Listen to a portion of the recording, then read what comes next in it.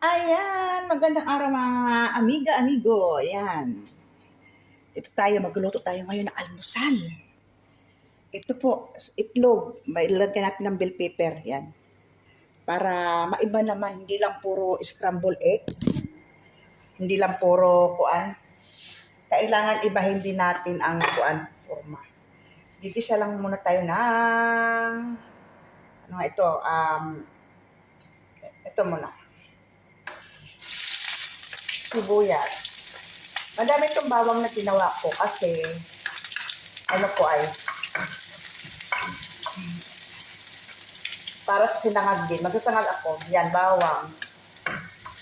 Ilagyan natin ito ng kuan.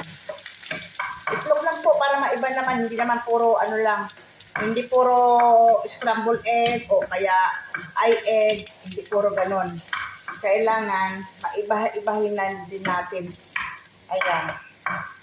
Tapos, ayun na. Brown natin ng konti.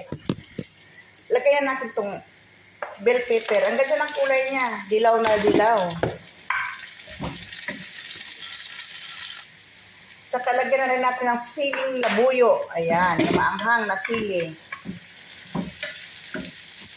At habang hinihintay natin yan guys, maluto naman tayo dito ng ito, bawang naman para sa ating sinangag. Itong ating sinangag, lagyan natin ng kunting itlog. Ayan na nga po ang ating sili. Lalagyan natin itlog yan. Ito naman yung para sa sinangag na kanin. Ayan, yung bahaw. So, ito yung itlog para dito.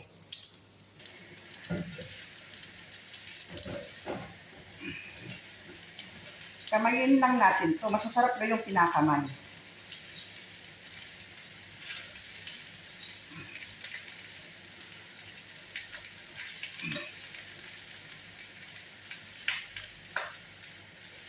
Tama na, huwag natin ubusin ang kanin kasi baka maparami.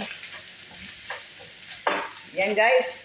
Kasi ito naman yung ating naku, nasunog na yung bawang. Lagyan na natin si itlog. Ayan. Ayan nga po, nalagyan na natin ito ng mga seasoning ng ating kuwan. Magic lang po ang lagay ko, paminta, saka asin. Yan. Ito naman ang sinangag. At eto na po ating sinangag. Yan na po yun, oh. Takal-takal na, tatlo kami dito.